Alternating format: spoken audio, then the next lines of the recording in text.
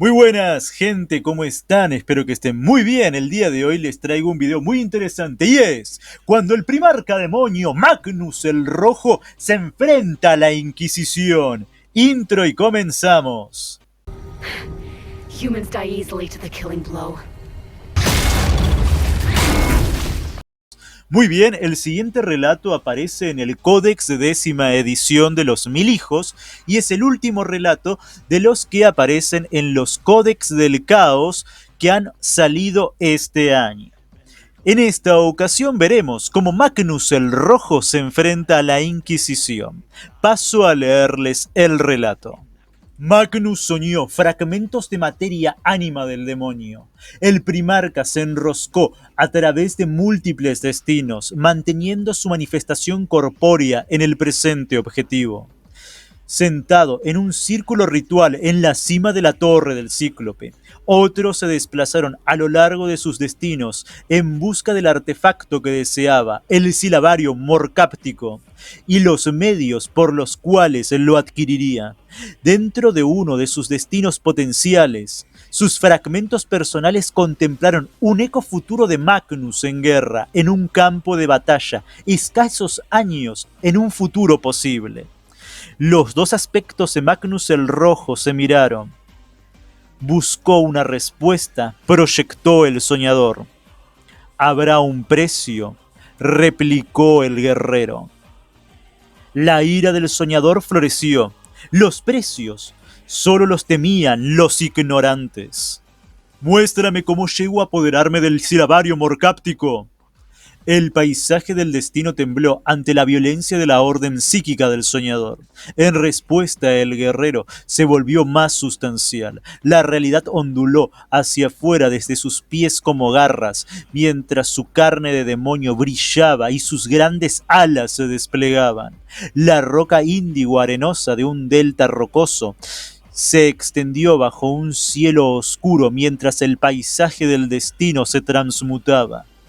Docenas, luego cientos de almas brotaron de puntos de luz, solidificándose en dos ejércitos, mientras la visión emergía de una niebla informe. Sus hijos resplandecientes con sus dones lideraban escuadrones de esos otros, las cáscaras que Ahriman había creado. En medio de sus hijos, el soñador reconoció a Atef-Besh-Ret, un archimaestro que comandaba una notable secta de la Legión. Los tanques de batalla avanzaban, brillando con la luz de sigilos hechiceros y disparando salvas que eran grises en comparación. Manadas de Zangors, bramando, se precipitaron hacia el enemigo. Frente a ellos había mortales atrincherados, desfalleciendo ante la vitalidad de sus hijos, mientras que otros se encogían de miedo al abrigo de sus transportes blindados. El soñador vio que ninguno era rival para el cambio que los envolvía. El soñador siguió al guerrero, observando de cerca cómo su otro yo entraba sin problemas en el agitado frente de batalla de movimiento, sonido y luz. El guerrero mataba con gestos que deshacían la materia, pronunciaba hechizos y las palabras se manifestaban en la realidad como rayos en espiral de poder empírico. Se elevó sobre plumas prismáticas para aterrizar en medio de un escuadrón de transportes y los destrozó con un movimiento de su espada. Su forma mutante era un acertijo nanogenético. Más allá del delta se hizo visible para el soñador. Los espectros de las ruinas se materializaron, y el soñador vio una fea ciudadela que se alzaba más allá de ellos, al otro lado del delta. Estaba revestida de una distintiva capa de secretos insignificantes y conjuros inútiles, así como una nube de sangre, dolor y miedo.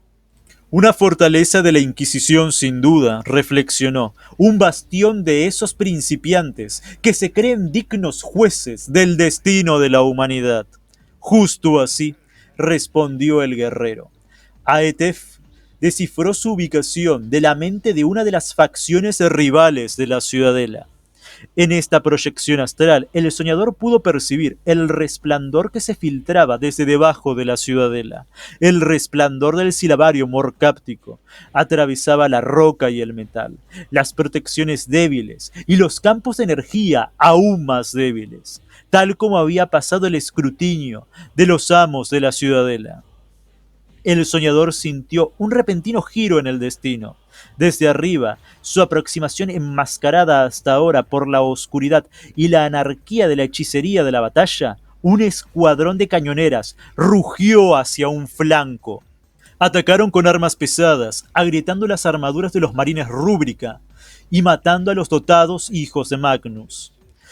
En sintonía con este ataque aéreo, una columna de transportes con orugas salió de su escondite en el otro flanco. Escuadrones de soldados de élite desembarcaron, cegando a los Zangors, apiñados con poderosos rayos láser.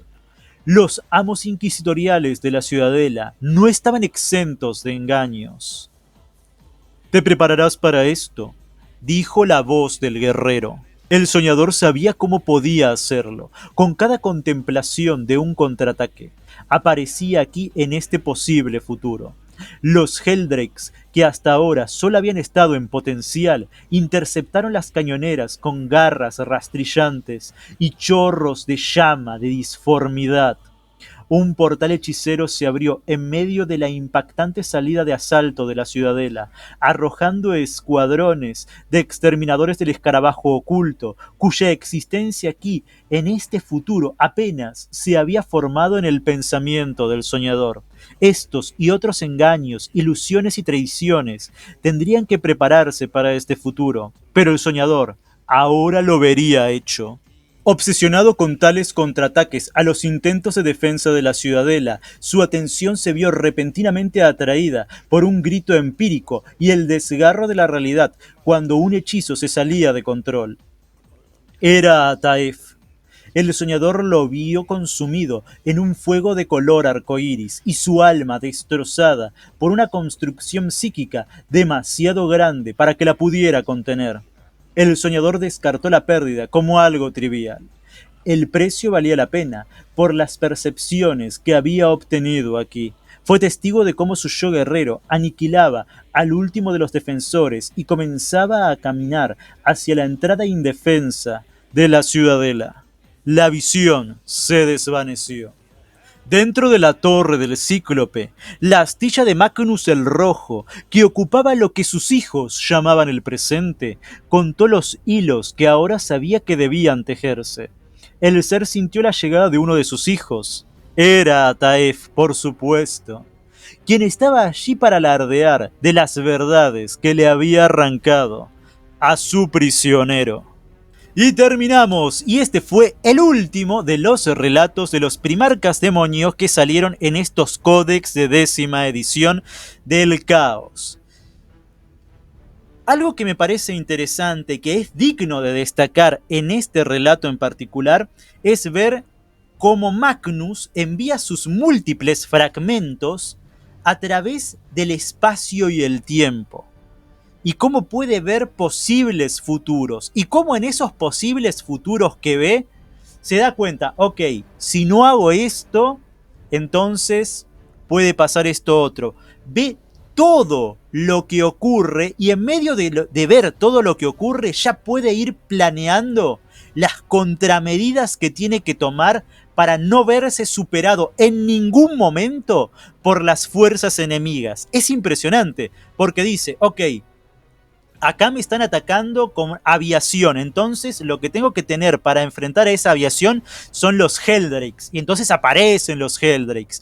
Bueno, acá tienen tropas de infantería que están muy bien armados. Bueno, tengo que tener a los exterminadores, y aparecen los exterminadores. Cada cosa que piensa Magnus que debe tener en ese posible futuro para lograr sus objetivos, se materializan y puede ver exactamente qué es lo que está pasando para lograr su objetivo. Es impresionante, porque otros primarcas que tenían la habilidad de la precognición, como son Sanguinius o el pobre Konrad Kurz, bueno, pobre, ya sabemos cómo estaba Konrad, pero ellos también veían el futuro y capaz también veían posibles futuros.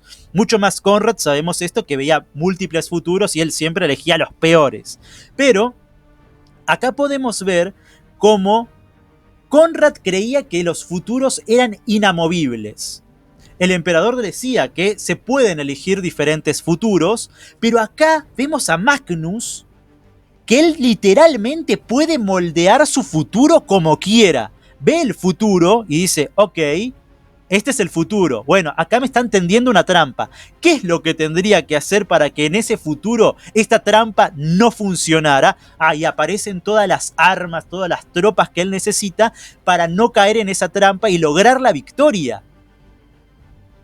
Magnus no ve los posibles futuros y trata de tomar el camino que mejor le favorece, como a veces hacía el emperador. O no dice, bueno, el futuro es inamovible, como decía Konrad Kurz, sino que él dice, hey, este es el futuro, ¿no? Bueno, ¿qué es lo que tengo que hacer para que este futuro vaya en favor de mis planes? Es muy bueno cómo nos presentan los poderes de ver el futuro de Magnus. Lo hace un enemigo increíblemente difícil de derrotar. Porque él ya sabe qué es lo que va a pasar y ya sabe qué medidas tiene que tomar para que cualquier plan de defensa del enemigo quede destruido. Es muy, muy poderoso Magnus. Y me gusta que lo representen así porque él es el más poderoso psíquico que existe.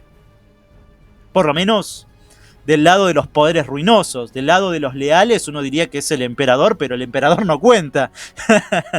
Bueno, me pareció un relato muy bueno para presentarnos a Magnus como una amenaza terrible. Espero que les haya gustado el video y como siempre les digo, por favor denle like y suscríbanse. Adiós.